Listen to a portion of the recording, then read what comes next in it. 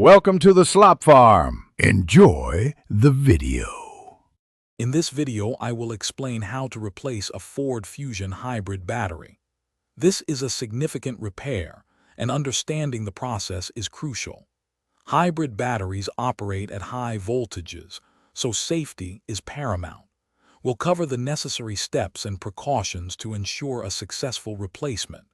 It's a job that requires careful attention to detail and the right equipment. Before touching anything, prioritize safety. Always disconnect the 12-volt battery first, then locate and remove the high-voltage service disconnect plug. This crucial step deactivates the high-voltage system, making it safe to work on.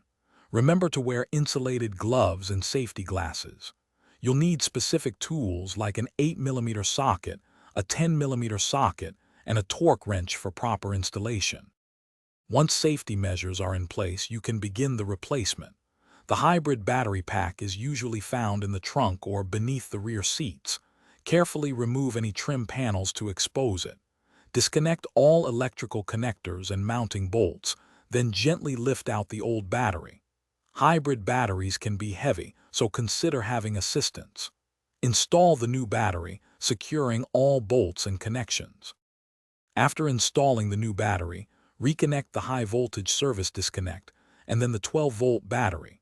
Turn on the ignition and check for any warning lights or error codes. A diagnostic scan tool can help clear codes and verify system health. Finally, take your Ford Fusion for a test drive to ensure everything operates smoothly and the new battery charges as expected.